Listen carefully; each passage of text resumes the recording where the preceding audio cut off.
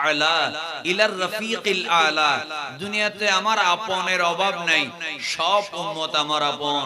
আমার আবু বকরও আমার আপন, ওসমান, আলী, হযরতে ওমর রাদিয়াল্লাহু আনহুম, ওনারা সবাই আমার আপন। আমার স্ত্রী আমার আপন, আমার হাসান হুসাইন রাদিয়াল্লাহু তাআলা আনহুমা কলিজার টুকরা, এরা আমার আপন। কিন্তু আমার রফিকে আলা সবচেয়ে বড় আপন, আমি এখানে থাকবো না। আমাকে আল্লাহ ডাক দিয়েছে, আমি আল্লাহর কাছে চলে যাব। এজন্য রাসূল করিম সাল্লাল্লাহু আলাইহি ওয়াসাল্লাম প্রথম দুইটা অপশনের মধ্যে দুনিয়া থেকে চলে যাওয়ার অপশনটা নিলেন। এরপরে মুসনাদে আহমদের 5452 নম্বর হাদিসে বলা হলো, আবারো দুইটা অপশন দেওয়া হলো। নাম্বার 1, আপনি অর্ধেক উম্মতকে আমি আল্লাহ জান্নাত দিয়ে দেব, আপনি সেটা নেবেন, নাকি আপনি সুপারিশ করে করে তাদেরকে বেহেশতে নেবেন?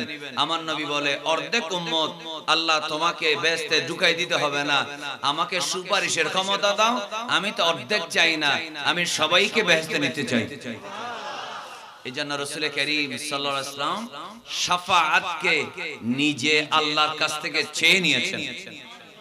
বলেন, আল্লাহর থেকে চেয়ে নিয়েছেন। তো আমরা যে কোরআনের আয়াত পড়েছি সূরা নিসার 64 নম্বর আয়াত, আমরা আয়াতের আলোকে কথা বলি। একটু জোরে বলেন না ইনশাআল্লাহ। আল্লাহ কি বলছেন? ওয়ালাউ আন্নাহুম ইযলামু আনফুসাহুম জাউকা। যদি তারা, সবার নজরের দিকে থাকবে, কোন ধরনের অমনোযোগিতা রাখবেন না, সবাই মহব্বতের সাথে শুনবেন। বলেন, আমাদের গুনাহ আছে? কথা বলেন এখন, আছে না নেই? এখানে এই পুকুর পারে মনে হয় কবরস্থান নাই, বিভিন্ন জায়গায় আছে, কিন্তু এখানে নাই, দূরে আছে। তো যে কোনো একটা পুকুর পারে, যে কোনো একটা মসজিদের পাশে কবরস্থানে আমাদের শেষ ঠিকানা আছে না নেই?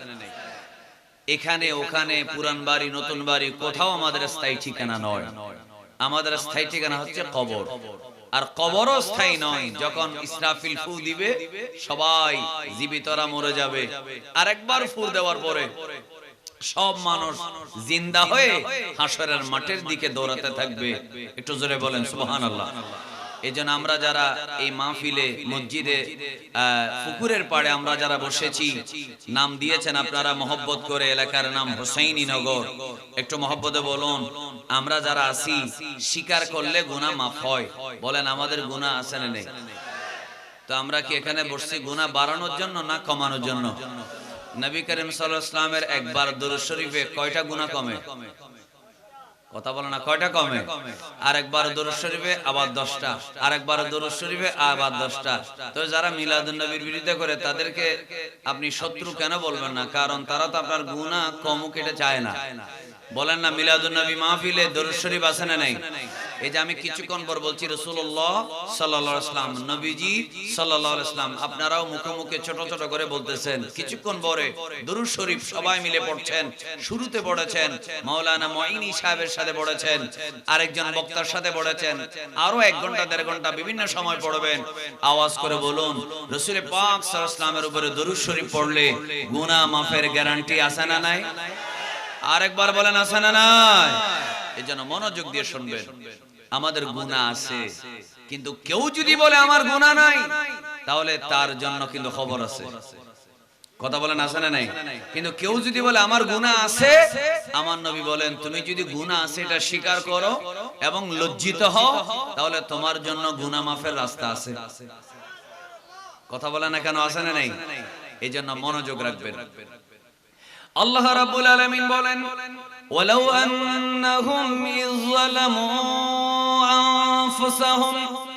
আল্লাহ রাব্বুল আলামিন বলেন, আমার বান্দারা যদি, ওগো আমার হাবিব, আমার দু জাহানের বাদশা নবী, কামলিওয়ালা নবী, গুনাহগার উম্মতের কান্ডারি নবী মুহাম্মাদুর রাসূলুল্লাহ সাল্লাল্লাহু আলাইহি ওয়াসাল্লাম, ওগো আমার হাবিব, আপনার উম্মত আমার বান্দারা যদি নিজেদের নফসের উপরে জুলুম করে, ইযলামু আনফুসাহুম, নফসের উপরে যদি জুলুম করে, জাউকা, আপনি রাসূলুল্লাহর দরবারে যেন আসে, আপনি নবীজির দরবারে যেন আসে, ফাস্তাগফিরুল্লাহ, আপনার কাছে আসার পরে আমি আল্লাহর কাছে যেন গুনাহ মাফ চায়, ওয়াস্তাগফারা লাহুমুর রাসূল, এরপরে আপনি নবী যদি তার পক্ষে আমার কাছে যদি সুপারিশ করেন, আপনি যদি বলেন আল্লাহ আমার উম্মতের গুনাহ মাফ করে দাও, আল্লাহ বলে লাওয়াজাদুল্লাহ তাওয়াবার রাহিমা, সেই ব্যক্তি আপনার কাছে আসবে। নাম্বার 1 শর্ত।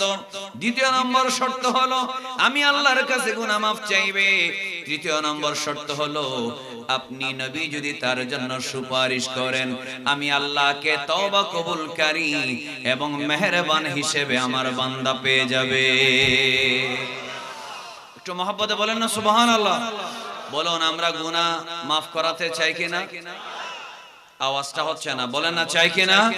তো গুনাহ যদি মাফ করাতে হয়, গুনাহ যদি মাফ চাইতে হয়, আমার নবীর দরবারে যাওয়ার জন্য নির্দেশ কে দিয়েছেন? আল্লাহ। আল্লাহ বলছেন ওয়ালাউ আন্নাহুম ইযলামু আনফুসাহুম, আপনার উম্মত যদি গুনাহ করে, আমার বান্দা আপনার উম্মত হাবিব তারা যদি গুনাহ করে, এরা যেন আপনার কাছে আসে। তা আল্লাহ বলতেছেন আপনারা বলুন তো দেখি আপনাদের এলাকায় মসজিদ আছে? ডানে বামে দেখবেন না। আমার একটা সেকেন্ড আমি যদি আপনাদেরকে বলি ওইদিকে দেখবেন না, এইদিকে দেখবেন না, তখন আমার কথার যেই মাধুর্য, যে সিরিয়াল, যেই সাবলীলতা, সহজ ভাষায় কথা বলা, এটা নষ্ট হয়ে যাবে। এই জন্য ডানে বামে দেখবেন না, এটা বারবার আমি বলবো না। আপনারা একটু মহব্বতের সাথে বলুন আল্লাহ রাসূল সাল্লাল্লাহু আলাইহি ওয়াসাল্লামের কাছে গেলে গুনাহ মাফ হয়। এই কথাটা কে বলেছেন?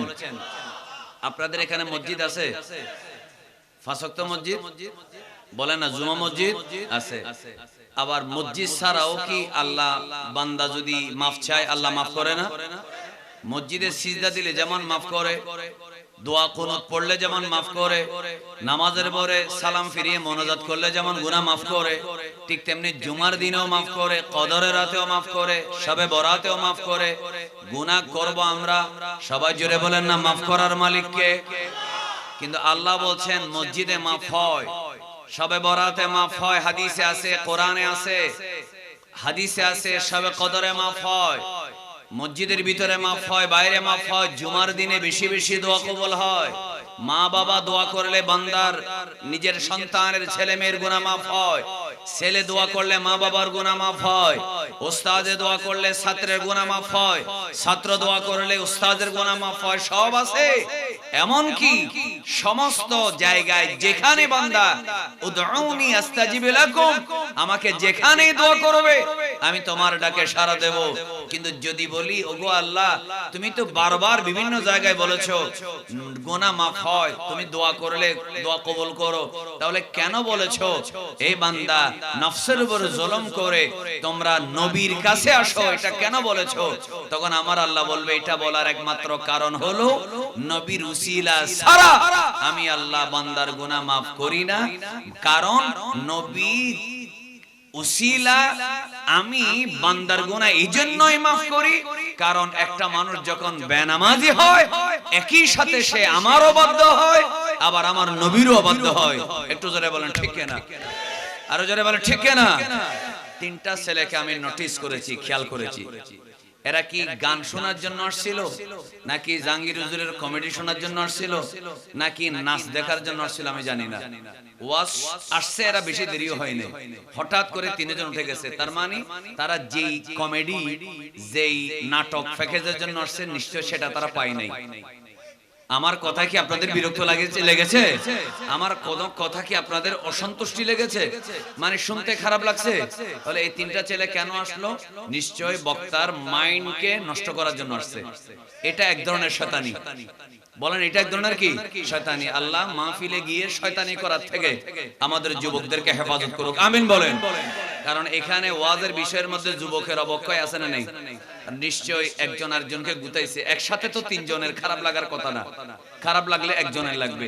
একজন আরেকজনকে গুতাইছে, সে আরেকজনকে গুতাইছে, 3 জন 3 জনকে ওয়াসওয়াসা দিয়ে ইবলিসের মতো গুতাগুতি করে 3 জন একসাথে উঠে ওই পুকুরের এক পারে গিয়ে ফেসবুকের মধ্যে ঢুকে হয়তো নাচ গান দেখবে, না হলে নাটক সিনেমা দেখবে।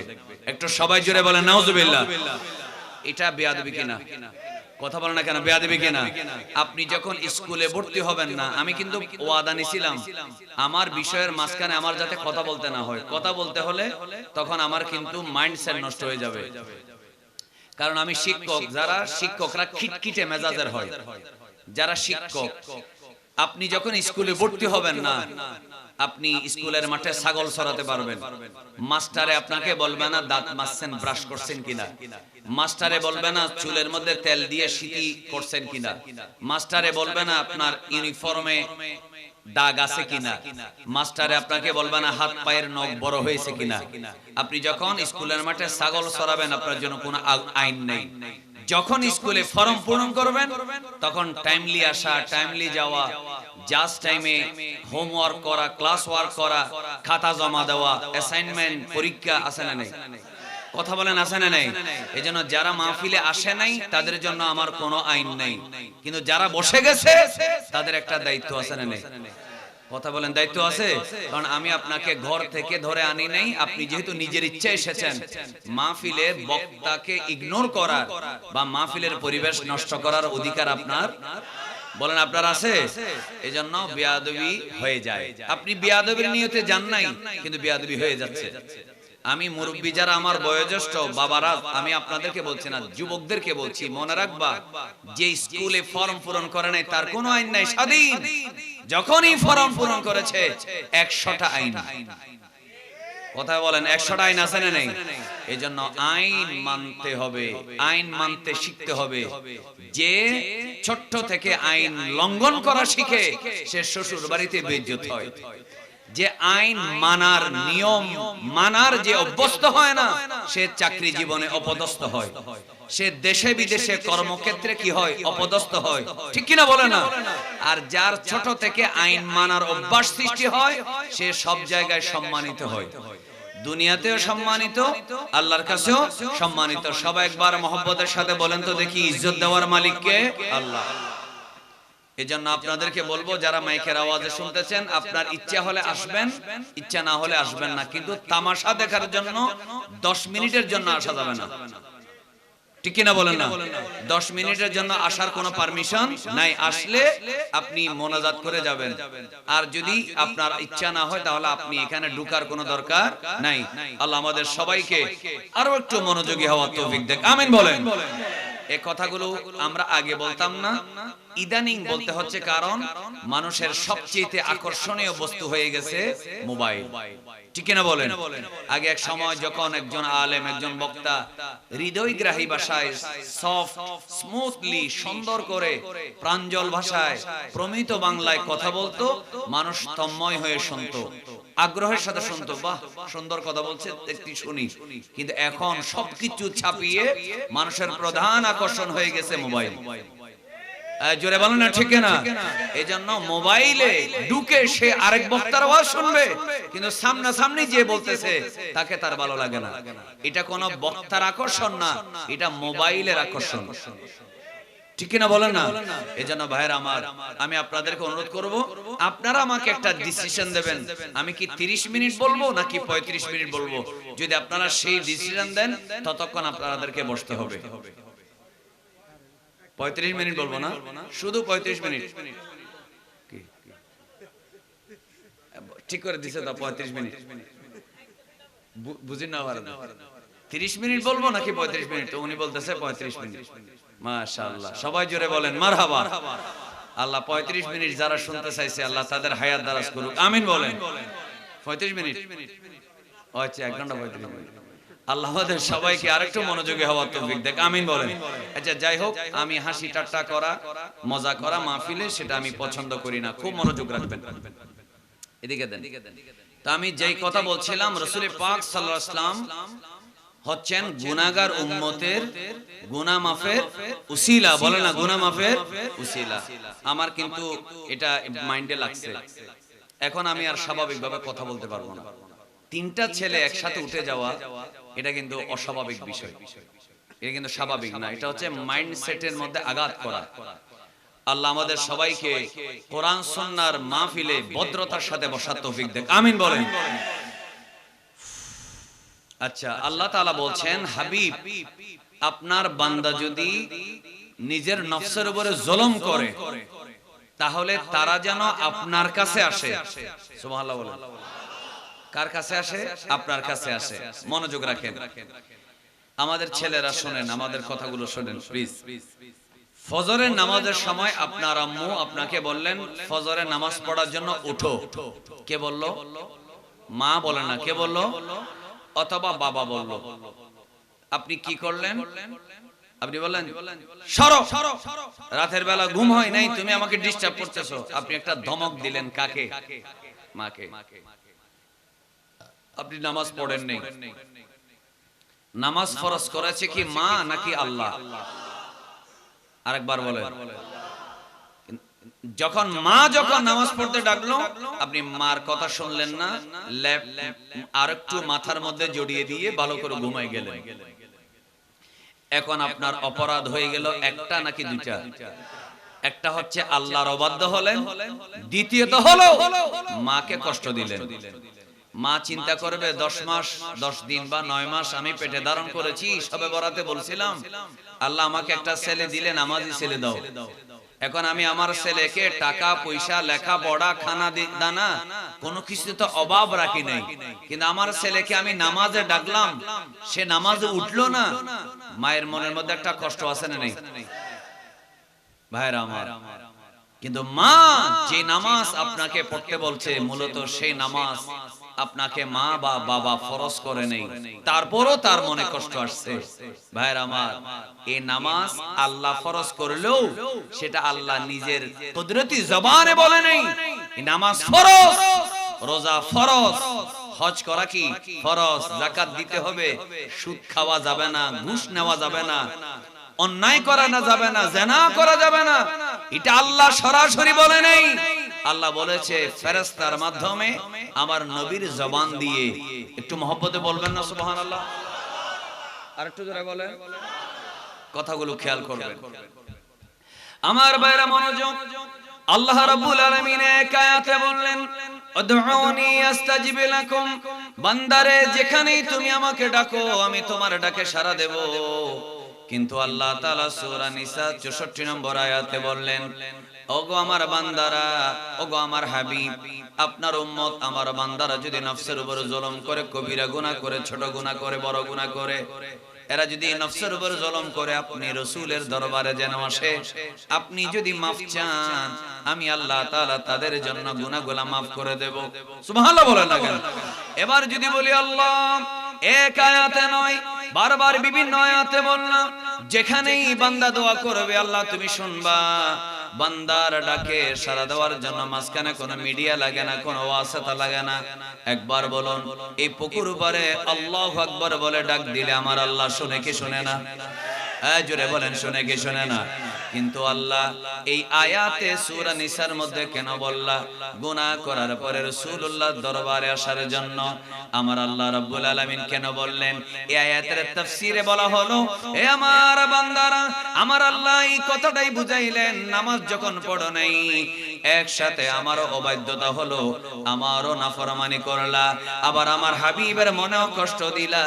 দুইজনের মনে কষ্ট দেওয়ার পরে একজনের কাছে মাফ চাইলে চলবে না, ডাইরেক্ট যেহেতু নামাজটা তোমাকে দিই নাই, আমার হাবিবের মাধ্যমে দিলাম, এইজন্য নামাজ কাজা করার কারণে আমি আল্লাহর কাছে মাফ চাওয়ার আগে আমার নবীর উসিলা নাও, আমার নবী সুপারিশ করলে আমি তোমার গুনাহগুলো মাফ করে দেব। বলেন আল্লাহু আকবার। আরেকবার বলেন না, গুনাহ মাফ করার মালিক কে? আর গুনাহ মাফ চাওয়ার জন্য উসিলা হচ্ছে মুহাম্মাদুর রাসূলুল্লাহ সাল্লাল্লাহু আলাইহি ওয়াসাল্লাম। একটু মহব্বতে বলবেন না মারহাবা? এজন্যই আপনাকে কার কাছে যেতে হবে? নবীর কাছে যেতে হবে। আপনারা বলুন, এই আয়াতটা যখন নাযিল হয়েছিল, সবাই খেয়াল করবেন, বুদ্ধিভিত্তিক যেগুলো আলোচনা সেগুলাতে কনসেন্ট্রেশন, মনোযোগ, একদিকে ধ্যান এটা লাগে। বলেন আমরা যারা আসি এখন, আমাদের সামনে এখন যদি আমরা মদিনা শরীফে যাই, ইয়া রাসূলুল্লাহ আমি গুনাহ করছি, আপনি একটু আল্লাহর কাছে সুপারিশ করেন, সাহাবীরা যেইভাবে আমার নবীর কাছে গিয়েছেন আমাদের কি সেইভাবে যাওয়ার কোনো সুযোগ আছে? কথা বলে না, সুযোগ আছে। সাহাবীরা গুনাহ হয়ে গেছে, ইচ্ছা করে করে নাই, হয়ে গেছে। সাহাবীরা মাসুম না, সাহাবীদেরও গুনাহ হয়, তবে সেজন্য তাদেরকে ব্লেম করা যায় না, নিন্দা করা যায় না, ভর্ৎসনা করা যায় না। বলতে হবে সাহাবীরা গুনাহ করলেও আল্লাহ তাআলার রহমতে, রাসূলের উসিলায় আল্লাহ সাহাবীদেরকে তওবা করাইয়াই তাদেরকে মওত দেন। এই কারণে সাহাবীদের গালিগালাজ করা যায় না, তাদের তওবা কবুল হওয়ার কারণে তাদেরকে ফাসিক বলা যায় না, জাহান্নামী বলা যায় না, অবশ্যই তারা জান্নাতি। একটু মহব্বতে বলবেন না সুবহানাল্লাহ। কিন্তু কথা হলো এবার দুইটা মত। এক, সাহাবায়ে কেরাম যখন ছিলেন, আমার নবী যখন ছিলেন, সাহাবীরা রাসূলের কাছে গেছে, গিয়ে বলল ইয়া রাসূলুল্লাহ আমার এই গুনাহটা হয়ে গেছে, ঠিক আছে আমি আল্লাহর কাছে বলছি আল্লাহ আমার সাহাবীকে maaf করে দাও। সুবহানাল্লাহ বলেন। আয়াতের প্রথম অর্থ। কিন্তু দ্বিতীয় অর্থ কি? আমার নবী তো এখন এইভাবে রাসূলের সাথে কথা বলার সুযোগ নেই। কথা বলেন, সুযোগ আছে? এখন তো ডাইরেক্ট আপনি রাসূলের রওজা পাকে যেতে পারবেন। আল্লাহর ওলি না হলে, গৌসুল আজম দস্তগীর না হলে, খাজা গরিবে নওয়াজ না হলে আপনি মদিনা শরীফে ডাইরেক্ট রাসূলের সাথে কথা বলতে পারবেন না। সেই যোগ্যতা কি সবার আছে? নাই। সুতরাং এখন কি অবস্থা? এখন দুই মত। ওয়াহাবীদের মত হলো এখন মদিনা শরীফে যাই লাভ নেই। নাউজুবিল্লাহ বলতেছেন না কেন? আর একটু জোরে বলে না কেন নাউজুবিল্লাহ? আর সুন্নিদের মত হলো এখনো কেউ যদি মদিনা শরীফে যায়, সাহাবীরা ডাইরেক্ট নবীকে মুখোমুখি বলেছেন, আমার নবী সাহাবীরা শোনা মতো আল্লাহর কাছে দোয়া করেছেন। আর আমাদের আকীদা হলো এখনো কেউ যদি মদিনা শরীফে গিয়ে রাসূলের দরবারে গিয়ে সুপারিশ চায়, আমার নবী তার জন্য সুপারিশ করেন এবং আমার আল্লাহ তার গুনাহ maaf করে দেয়। এই বিশ্বাস আমাদের আছে না নেই? আচ্ছা, আমি আপনাদেরকে ছোট্ট একটা ঘটনা বলি। এই ঘটনাটা শেষ করার জন্য আমাদের মাওলানা মুইনি সাহেবকে লাগবে 5-10 মিনিট। উনি হয়তো ওনার রেস্টের জন্য চলে যাবেন, কিন্তু এই 5-10 মিনিট লাগবে আমার। শুনেন, উনি মক্কায় গিয়েছেন উমরা করার জন্য, এরপরে গেছেন কোথায়? মদিনাতুল মুনাওয়ারা। আল্লাহ আমাদেরকে যাওয়ার তৌফিক দেন। আপনাদের যাওয়ার ইচ্ছা নাই? আমি নিজের চোখে দেখে এসেছি এবং উনিও দেখেছেন, সেই কথাটা বলবো। সূরা নিসার 66 নম্বর আয়াতে আল্লাহ বলছেন, যদি তারা নফসের উপর জুলুম করে, সগীরা গুনাহ হোক, কবিরা গুনাহ হোক, বড় গুনাহ হোক, ছোট গুনাহ হোক, ইচ্ছাই গুনাহ হোক, অনিচ্ছাই গুনাহ হোক, সবাই যেন নবীর কাছে আসে। সুবহানাল্লাহ। কার কাছে? আল্লাহ বলেছেন জাউকা, জাউল মসজিদাল হারাম বলে নেই, জাউ আস-সাফা আল মারওয়া বলে নেই, জাউ আল মসজিদান নববী বলে নেই। কি বলেছে? জাউকা, আপনার কাছে। সুবহানাল্লাহ। আপনার কাছে মানে কে? মুহাম্মাদুর রাসূলুল্লাহ সাল্লাল্লাহু আলাইহি ওয়াসাল্লাম। দেখি অন্তর থেকে একবার বলেন তো দেখি মারহাবা। আচ্ছা, নবীর কাছে যাবে তো কেন বললেন? এটা বলার পরে এখন দুই ভাগ হয়ে গেল। ওয়াহাবীরা বলে যতদিন নবী ছিলেন ততদিন নবীর কাছে সাহাবীরা গেছে, এখন চ্যাপ্টার ক্লোজ, এখন আর মদিনা শরীফে গেলে নবী সুপারিশ করার ক্ষমতা নেই। আর আমাদের বিশ্বাস হলো আমার নবীর এখনো সুপারিশ করার ক্ষমতা। এই ক্ষমতা আমার নবীকে কে দিয়েছেন? আল্লাহ। এবার ঘটনাটা শুনেন। এই আয়াতের তাফসিরে সৌদি আরবের কলেজ লেভেলে একটা তাফসির পড়ানো হয়, উচ্চ মাধ্যমিক লেভেলে। সেই তাফসিরের নাম তাফসিরুল কোরআনিল আযীম। এটার লেখক হচ্ছেন হাফেজ ইবনে কাসির রাহিমাহুল্লাহ। ইবনে কাসিরের এটাকে সংক্ষেপে মাদ্রাসার ছাত্ররা, কওমি সুন্নি সবাই এটাকে চিনে তাফসিরে ইবনে কাসির। তো ইবনে কাসির একটা ঘটনা আছে, রাসূল করিম সাল্লাল্লাহু আলাইহি ওয়াসাল্লাম যখন দুনিয়া থেকে চলে গেলেন, চলে যাওয়ার পরে রওজা পাকে দাফন হলেন। আমার নবী কি কবরস্থানে দাফন হয়েছেন নাকি ঘরে? কথা বলেন না। মানুষ মারা গেলে কবরস্থানে চলে যায়, কারণ মানুষ মারা যায়। আর আমার নবী তো মরে যায় নাই, কিছুক্ষণের জন্য ওয়াফাত হয়েছে। রাসূল যেহেতু জিন্দা, এজন্য আমার নবীকে ঘরের ভিতরে যেখানে ইন্তেকাল সেখানে দাফন করা হলো। দেওয়াল ছিল, ছাদ ছিল, মা আয়েশা সিদ্দিকা রাদিয়াল্লাহু তাআলা আনহার হুজরায়। একটু মহব্বতে বলবেন না সুবহানাল্লাহ। আল্লাহু আকবার। ইয়া রাসূলুল্লাহ, আমি পেয়েছি কোন মানুষ যদি নফসের উপরে জুলুম করে, সে যেন নবীর কাছে আসে। তো নবীর কাছে আসলে নবী আমার জন্য সুপারিশ করবে। তো আমার জবান যদি নাফাক হয়, মানুষের যে দোয়া কবুল হবে তার কোনো গ্যারান্টি আছে? আপনি নামাজ পড়তেছেন, গ্যারান্টি আছে? কথা বলেন না। কবুল হওয়ার কোনো গ্যারান্টি নাই, কিন্তু নবী দোয়া করলে গ্যারান্টি আছে না নাই? এজন্য আমি আসছি। তো সাহাবীরা বলেন, দেরি করে ফেলেছো, রাসূল দুনিয়াতে নাই। রাসূলকে আমরা ঘরের মধ্যে শোয়ায়ে রেখেছি। কোথায়? মা আয়েশা সিদ্দিকা রাদিয়াল্লাহু তাআলা আনহার হুজরায়। আমার ভাইরা মনোযোগ, এই কথা বলার পরে আমি তিনি তার বাহন থেকে নামলেন, নামার পরে চোখের পানি ছেড়ে ছেড়ে কেঁদে বলে, ও সাহাবায়ে কেরাম, আমার গুনাহগার উম্মতের কান্ডারি নবী সরওয়ারে কায়নাত শফিউল মুযনিবিন রাহমাতুল লিল আলামিন নবী মুহাম্মদুর রাসূলুল্লাহ সাল্লাল্লাহু আলাইহি ওয়াসাল্লামের রওজা মোবারকটা একটু আমাকে দেখায় দাও, আমি একটু রাসূলুল্লাহকে সালাম দেব। আমার নবীর দরবারে আমি রওজা পাকে গিয়ে নবীজির রওজার কাছে একটু সালাম দেব, দেখায় দাও। ওনারা ঘর দেখায় দিল, নবীর রওজা মোবারক। সেই ঘরের ভিতরে তিনি ঢুকলেন। ঢুকার পরে বর্তমানে যেমন পাকা করা হলো, তখন ঘরের ভিতরে রাসূলুল্লাহর রওজার উপরে তখন মাটি ছিল। ওই ধুলাবালিগুলা ওই লোকটা নিজের চোখের মধ্যে, মাথার মধ্যে, বুকের মধ্যে মালিশ করতেছে। আর চোখের পানি ফেলে ফেলে বলে, ইয়া রাসূলুল্লাহ, ইয়া হাবিবাল্লাহ, আমি সূরা নিসার 64 নম্বর আয়াতে পড়েছি, কোন মানুষ যদি গুনাহ করার পরে আপনি নবীর দরবারে আসে, আপনার কাছে আসার পরে ফাস্তাগফিরুল্লাহ, আল্লাহর কাছে যদি গুনাহ মাফ চায়, ওয়াস্তাগফার লাহুমুর রাসূল, রাসূল যদি তার জন্য সুপারিশ করে, লাওয়াজাদুল্লাহ তাওয়াবার রাহিমা, আল্লাহকে সে তওবা কবুলকারী দয়ালু মেহেরবান হিসেবে পেয়ে যায়। ইয়া রাসূলুল্লাহ, আমার তো কপাল পোড়া, আমি তো বদনসিব। ইয়া রাসূলুল্লাহ, আমি আপনার সাথে দেখা করতে পারলাম না, আপনি দুনিয়া থেকে চলে গেলেন, এখন আমার জন্য সুপারিশ কে করবে? আপনি যদি দুনিয়ায় থাকতেন, আপনাকে গুনার কথাটা ভেঙে বুঝাইতাম, আপনি আমার জন্য আল্লাহর দরবারে দোয়া করতেন। আমার ভাইরা, একবার মহব্বতের আওয়াজে বলুন, আমার নবী দোয়া করলে দোয়া কবুল হওয়ার গ্যারান্টি আছে না না? যাদের এই বিশ্বাস আছে, সবাই কয়েকবার মহব্বতে বলি, ইয়া রাসূলুল্লাহ,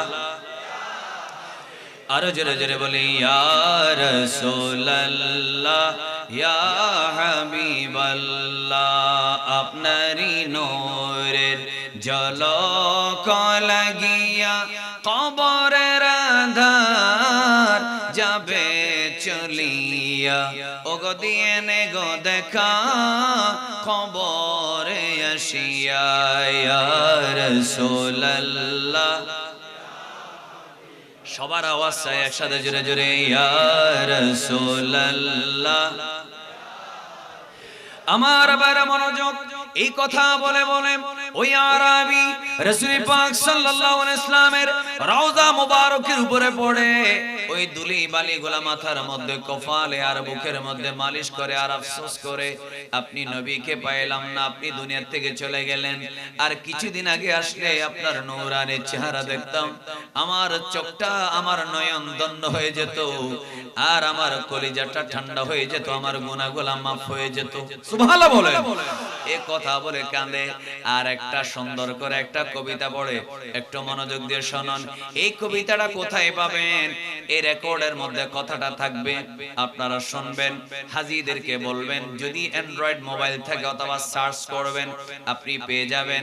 রাসূল পাক সাল্লাল্লাহু আলাইহি ওয়াসাল্লামের রওজা পাকে যখন আপনি সালাম দিবেন, আপনি কিবলার বিপরীতে এইভাবে যখন রাসূলুল্লাহর রওজার দিকে তাকাবেন, দুইটা তিনটা যে পিলার দেখা যায়, এই পিলারের মধ্যে ওই যে আরাবী কেঁদে কেঁদে কবিতার সুরে সুরে আমার নবীর দরবারে যে দোয়া করেছিল, ওই কবিতাগুলা এখনো রওজা পাকের পিলারের মধ্যে দেখা যায়। ওই আরাবী কত চমৎকার করে বলেছেন, একটু মনোযোগ দিয়ে শুনুন। ইয়া খায়রা মান দুফিনাত, ইয়া খায়রা মান দুফিনাত বিল কায়ে আযমুহু ফাতাবা বিতিবিহিনাল কাউ ওয়াল আকাম। জোরে জোরে বালাগাল উলা কাশাফাদ দুজা বিজামালিহি হাসনাত জামিউ খাসালিহি। আমার বাইরে একটু মনোযোগ দিয়ে শুনুন। ওই লোকটা চোখের পানি ফেলে ফেলে বলে, মহব্বত রেখে আবেগ নিয়ে শুনবেন, একটু মহব্বতের আওয়াজে বলেন, নবীর প্রেমে এক ফোঁটা চোখের পানি যদি বের হয় সওয়াব আছে না নাই? এই চোখের পানির উসিলায় কিয়ামতের ময়দানে আমার নবীর সুপারিশ পাওয়ার গ্যারান্টি। জোরে জোরে বলেন আছে না নাই? আল্লাহর নবীর সাহাবী আরাবী ওই লোকটা রাসূল পাকের রওজা পাকে কেঁদে কেঁদে বলে, ইয়া খায়রা মান দুফিনাত বিল কাই আযমুহু, ইয়া খায়রা মান দুফিনাত বিল কাই আযমুহু। দুনিয়ার মধ্যে যত মানুষ দুনিয়া থেকে চলে গেল, যত মানুষ মারা গেল, যত মানুষকে কবরের মধ্যে দাফন করা হলো, ওই দাফন করা মানুষদের মধ্যে সবচেয়ে উত্তম হলেন ইয়া রাসূলুল্লাহ আপনি। ইয়া রাসূলুল্লাহ ইয়া খায়রা মান দুফিনাত বিল কাই আযমুহু ফাতাবা বিতিবিহিনাল কাও ওয়াল আকাম। ইয়া রাসূলুল্লাহ এই দুনিয়ার জমিনে মানুষ যখন মারা যায়, ওই মানুষটাকে যখন বিসমিল্লাহি ওয়া আলা মিল্লাতি রাসূলিল্লাহ বলে যখন দাফন করা হয়, ওই মানুষটা পচে যাওয়ার কারণে, তার শরীরের দুর্গন্ধের কারণে মাটিগুলো দুর্গন্ধযুক্ত হয়ে যায়। কিন্তু ইয়া রাসূলুল্লাহ আমি আরাবীর আকীদা হলো আপনি হলেন যত দাফন হলো মানুষ সমস্ত সৃষ্টির সরদার আপনি। দ্বিতীয় নম্বর আকীদা হলো আপনার নূরানি জিসিম মোবারক লাগার কারণে এই দুনিয়ার রওজা পাকের মাটি দুনিয়ার সব খুশবুর চাইতে বেশি সুগন্ধময় হয়ে গেছে। একটু জোরে বলেন আল্লাহু আকবার। মুহাব্বতের সাথে বলবেন না ইয়া রাসূলুল্লাহ? আওয়াজটা হয় না, জোরে বলেন না ইয়া রাসূলুল্লাহ। আমার নবী এখনো রওজায় জিন্দা আছে। মানুষ মারা গেলে ফসে যায়, ফসে গেলে গলে যায়, দুর্গন্ধ বের হয়, কিন্তু আমার নবী কি, আমার আলা হযরত বলেছেন কি, তু জিন্দা হে ওয়াল্লাহ, তু জিন্দা হে ওয়াল্লাহ, मेरे चश्मे आलम से चुप जाने वाले अल्लाहुम्मा मौलाना मुहम्मद वाला आली सय्यिदना। आला हजरत बोलेन या রাসূলুল্লাহ আপনি রওজা পাকে জিন্দা, আপনি শুধু আমার চোখ থেকে গোপন হয়েছেন, সাহাবায়ে কেরামের চোখ থেকে গোপন হয়েছেন। আরেকবার জোরে জোরে বলেন আমার নবী রওজা পাকে জিন্দা আছে না নাই? এজন্য সবাই একেবারে মনোযোগ, ডানে বামে দেখবেন না, একেবারে মনোযোগ দিয়ে শুনবেন। কলিজাটা, হৃদয়ের দরজাটা, হেদায়েতের দরজাটা খুলে দিয়ে তারপরে কথাগুলো শুনবেন। ওই আরবি বলছে ইয়া খায়রা মান দুফিনাত বিল কাই আযমুহু ফাতাবা বিতিবিহিনাল কাউ ওয়াল আকাম। আপনার কারণে মাটি দুর্গন্ধযুক্ত হয় নাই, বরং আপনার নূরানি জিসিম লাগার কারণে মাটি সুগন্ধযুক্ত হয়ে গেছে। শুধু তা না, এরপরে তিনি বললেন নাফসিল ফিদাউ, নাফসিল ফিদাউ লিকবরি আনতা সাকিনুহু। ইয়া রাসূলুল্লাহ নাফসিল ফিদাউ, আমার এই নফস, আমার জান আপনি নবীজির রওজা পাকের জন্য কুরবান। নাফসিল ফিদাউ লিকবরি আনতা সাকিনুহু। আমরা সুন্নিরা যখন বলি, মাওলানা মঈনী আবু তালেব মঈনী সাহেব যখন বলে, আমার শায়ের মাওলানা এমদাদ সাহেব যখন বলে, ইয়া রাসূলুল্লাহর স্লোগান যখন দেয়, একটু জোরে জোরে বলেন শিরকের ফতোয়া আছে না নাই? হ্যাঁ, জোরে জোরে বলেন আছে না নাই? রাসূলুল্লাহকে যখন দাঁড়িয়ে সালাম দেওয়া হয়, বেদাতের ফতোয়া আছে না নাই? হ্যাঁ, জোরে জোরে বলেন আছে না নাই? নারে রিসালাতের স্লোগান দিলে বেদাতের ফতোয়া, দাঁড়ায়া সালাম দিলে বেদাতের ফতোয়া। 3 মাস পরে যখন নির্বাচন হবে, মার্কা নিয়ে, প্রতীক নিয়ে, নেতার নাম ধরে যখন স্লোগান দেওয়া হবে, 10 মাইল 10 কিলোমিটার যখন নির্বাচনী এলাকায় মিছিল হবে, প্রতীক নিয়ে মিছিল করা হবে, মার্কা নিয়ে মিছিল করা হবে, নেতার নামে, কোন বেদাতের ফতোয়া নাই। নবীর মিছিলের বিরুদ্ধে আওয়াজ করে বলেন বেদাতের ফতোয়া আছে না নাই? এবার চিল্লায়ে বলেন এই বেদাতের ফতোয়া যারা দেয় এরা ঈমানদার না বেঈমান? চিল্লায়ে বলেন মুসলমান না মুনাফিক? নেতা নিয়ে স্লোগান দিলে মিছিল নিলে বেদাত হয় না, মার্কা নিয়ে স্লোগান দিলে মিছিল করলে বেদাত হয় না। আমার নেতার চরিত্র অমুকের মতো পবিত্র বললে মিছিল দিলে, আপনার স্লোগান দিলে মার্চ করলে কোনো ধরনের বেদাত হয় না। নবীর জন্য স্লোগান দিলে যারা বেদাতের ফতোয়া দেয়, আপনারা বলেন হাসরের মাঠে কি কোনোদিন রাসূলের দরবারে তারা মুখ দেখাইতে পারবে? আরো জোরে বলেন না পারবে কি? একটু মনোযোগ দিয়ে শুনুন আমার ভাইরা, মনোযোগ দিয়ে শুনুন। আল্লাহর নবী সরকারে দো আলম নূরে মুজাসসাম মুহাম্মাদুর রাসূলুল্লাহ সাল্লাল্লাহু আলাইহি ওয়াসাল্লাম কে যখন আমরা ইয়া রাসূলুল্লাহ স্লোগান দিয়ে আপনি বেদাতের ফতোয়া দেন, আর ওই আরবি বলতেছে নাফসিল ফিদাউ লিকবরিন আনতা সাকিনুহু ইয়া রাসূলুল্লাহ, আমার ইচ্ছা হয় আপনি যে কবরের রওজায় শুয়ে আছেন, আপনার রওজা পাকের মাটির জন্য আমি আমার জানটা কোরবান করে দেব। বলেন আল্লাহু আকবার। হয়নি একটু আওয়াজ করে বলেন ইয়া রাসূলুল্লাহ। রাসূলের জন্য জান কোরবান করে দিলে আওয়াজ করে বলেন কি বেদাত হয়, শিরক হয়, নাকি দোয়া কবুল হয়? সাহাবীরা বলতেন বিআবি ওয়া আম্মি ইয়া রাসূলুল্লাহ, ফিদাকা আবি ওয়া আম্মি ইয়া রাসূলুল্লাহ। দুই ধরনের, একটা বলতেন বিআবি ওয়া আম্মি ইয়া রাসূলুল্লাহ, আরেকটা বলতেন ফিদাকা আবি ওয়া আম্মি ইয়া রাসূলুল্লাহ, আমার মা আমার বাবা, ওয়া নাফসি ওয়া রূহি ইয়া রাসূলুল্লাহ, আমার জান আপনার জন্য কুরবান। আর আমরা দাঁড়াইলেই শিরকের ফতোয়া দাও। আরে বাবা, এই দুনিয়ার জমিনে যদি মিলাদ নবী মাহফিলে আমি যদি গরু আর ছাগল না নিজের সন্তানকে জবে করলো, নিজেকে কোরবান করলেও আওয়াজ করে বলেন নবী যা দিয়েছেন সেটার শুকরিয়া আদায় করে শেষ করা যাবে না। কারণ সাহাবায়ে কেরাম গরু ছাগল এরা কোরবান করে যদিও কি বলে জবে করে মিলাদ নবীর মাহফিল করার সময় সুযোগ না পেলেও এরা নবীর মহব্বতে প্রতিদিনই জান দিছে। একটু জোরে বলেন না ঠিক কিনা ভাইরা আমার? এইজন্য ভাইরা আমার যারা শুধু বেদাত আর বেদাতের ফতোয়া দেয় তাদেরকে সাহাবায়ে কেরামের দরবারে যেতে হবে। সাহাবীরা বলতেন ইয়া রাসূলুল্লাহ গরু ছাগল আপনার জন্য, গরু ছাগল জবে করলে কেন বেদাত হবে? আপনার জন্য তো আমি জান দিয়ে দিছি। নিজের জান দেওয়া তো জায়েজ, বলেন না নবীর জন্য নিজের জান দেওয়া কি জায়েজ? ভারতের মধ্যে যারা আই লাভ মুহাম্মদ এই স্লোগান দিয়ে যারা মারা যাচ্ছে, আই লাভ মুহাম্মদ বলেন না সাল্লাল্লাহু আলাইহি ওয়াসাল্লাম, এই স্লোগান ভারতের মধ্যে আছে না নাই? কি আপনারা কি খবর রাখেন না? আছে না নাই? আপনি শুধু এশিয়া কাপ, এই কাপ, সেই কাপ, ভারতের আর পাকিস্তানের টিম সাপোর্ট করবেন, তারপরে কে কয় রান করলো, কেন উইকেট পড়ে গেল সেটা নিয়ে কথা বলবেন।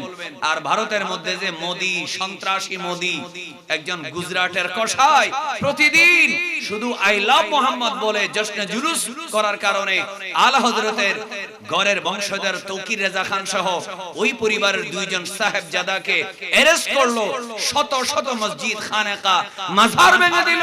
ওইদিকে ভাঙে মোদি জনতা আর বাংলাদেশে ভাঙে তৌহিদি জনতা। বলুন এই দুই জনতার মধ্যে কোনো পার্থক্য আছে? বলেন না কোনো পার্থক্য আছে? ওখানে ভাঙে মোদি, এখানে ভাঙে তৌহিদি। ঠিক কিনা বলেন না? আশ্চর্যজনক ভাবে কিভাবে যেন তৌহিদি আর মোদি ভাই ভাই হয়ে গেল। এখন দেখা যায় এরা নিজেরা পূজা করে।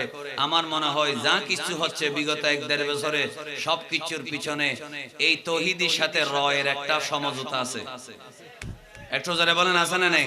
যদি রয়ের সমঝোতা না থাকতো তাহলে এই হঠাৎ করে রাত দিন হয়ে গেল কেমনে, দিন কেমনে রাত হয়ে গেল? তৌহিদি জনতা কেমনে যারা মাজারে গেলেই শিরকের ফতোয়া দেয়, তারা কেমনে মন্দিরে গিয়ে পূজা দেয়? এখানে ভিতরে কথা আছে না নাই? বলে যারা ক্ষমতার জন্য পূজা পর্যন্ত করতে পারে, চিৎকার করে বলেন এদের ভিতরে ঈমান আছে? কথা বলেন ঈমান আছে? এজন্য আমি বলতে চাচ্ছি আই লাভ মুহাম্মদ এই স্লোগান দেওয়ার কারণে আলা হযরতের বংশধরকে অ্যারেস্ট করে আজকে প্রায় 1 সপ্তাহের বেশি জেলখানায় ভারতে অ্যারেস্ট করে রেখে দিয়েছে। বাংলাদেশের ওয়াহাবিতর খবরও নাই, সুন্নিরও কোনো খবর নাই। আমরা তীব্র নিন্দা জানাচ্ছি। আমরা দাবি করছি সুন্নিরা তাসাউফপন্থী মানুষ যারা মিলাদ কিয়াম করে, ওরস ফাতিহা করে, এরা অস্ত্র হাতে নেয় না, এরা মব সৃষ্টি করে না, এরা কাউকে আঘাত করে না। ঠিক কি না বলেন? সুতরাং তাদেরকে দমন করা মানে ইসলামকে দমন করা। সুতরাং আপনি ওইখানে বসে ইসলামকে দমন করবেন, আর এখানে আমরা গিয়ে আপনাদের মন্দিরের মধ্যে ফুল দেব, শুভেচ্ছা জানাবো, এটা কোনোদিন মুসলমানের খাসলত জোরে বলেন হতে পারে না। এটা আমরা কোনোদিন মেনে নেব? হতে পারে না। আশ্চর্য ব্যাপার, এই ভারতে কি না হয়েছে মুসলমানের বিরুদ্ধে, কি না হচ্ছে। প্রতিদিন নিউজ সাইটগুলা দেখেন, ইন্টারন্যাশনাল যেগুলো নিউজ চ্যানেল আছে, আপনি মিডিয়া আছে, পেজ আছে, সেগুলো ফলো করেন, সেগুলো দেখেন, সেখানে ভারতে কি হচ্ছে আর বাংলাদেশের তৌহিদি যৌনতা কি করতেছে। আল্লাহ তাদের হামলা থেকে মুসলমানদের ঈমানকে, জানমালকে হেফাজত করুক। সবাই আমিন বললে কি অসুবিধা আছে? আর একটু জোরে বলেন আমিন। আমি কি বলছি মনোযোগ দিয়ে শুনুন। রাসূল করিম সাল্লাল্লাহু আলাইহি ওয়াসাল্লামের রওজা পাকে সাহাবী কি বলতেছেন, নবী গো আপনার জন্য না, আমার ইচ্ছা হয় নাফসিল ফিদা লিকবরিন আনতা সাকিনুহু, আপনি যে রওজায় আছেন আমার ইচ্ছা হয় সেই মাটির জন্য আমি আমার জানটা দিয়ে দেব। কি বেদাত বলেছে? কথা বলে না, শিরিক করেছে? তিনি বলছেন ফিহিল আফাফু ওয়া ফিহিল জুদ ওয়াল কারাম। কেন আমি এই রওজা পাকের জন্য জান দিতে চাই? কারণ এই রওজা পাকের ভিতরে আছে আফাফ, জুদ, কারাম, দয়া, মায়া, দান, বালাই, দুনিয়া আখিরাতের সমস্ত কল্যাণ এই রওজা পাকের ভিতরে আছে। তাহলে আমার ভাইরা বলুন, আমার নবী রওজা পাক থেকে দিতে পারে কি পারে না? এই কবিতাটা আরো 4 লাইন তিনি পড়লেন, আমি 2 লাইন যেটা সবচেয়ে ইম্পর্টেন্ট, যেটা রওজা পাকের দেওয়ালে এখনো কি আছে, লেখা আছে। আছে না নেই? আপনার ইচ্ছা হলে এখানে হাজী সাহেবদের থেকে দেখবেন, ওনারা ভিডিও করে অনেকে নিয়ে আসেন। এটা মুছতে পারে না কেন? এটা একটা প্রশ্নের জবাব দিই। মনে মনে প্রশ্ন করতেছেন, ওহাবিরা তো এরা তো মারাত্মক। এটা মুছতে পারে না পারার কারণ হলো আন্তর্জাতিক একটা আইন আছে। অটোমান সাম্রাজ্যের যারা রাজা ছিলেন তুরস্কের, তারা এই মক্কা মদিনার দায়িত্ব সৌদিদের বুঝিয়ে দেওয়ার আগে তাদের থেকে সাইন নিয়েছিল, স্ট্যাম্পে সাইন নিয়েছিল, রওজা পাকের কোন স্ট্রাকচার পরিবর্তন করতে পারবে না। সুবহানাল্লাহ বলেন না। সেখানকার কোন লেখা কি করা যাবে না, মুছে দেওয়া যাবে না। যদি সেই স্ট্যাম্প না নিত, তাহলে বর্তমানে আমার মনে হয় আরো কি কি করত। শত শত সাহাবীর মাজার ভেঙে দিয়েছে। আমি আজকে আমার মসজিদে বলেছি, মধ্যপ্রাচ্যে সাহাবীর মাজার ভাঙার আল্লাহর শাস্তি হলো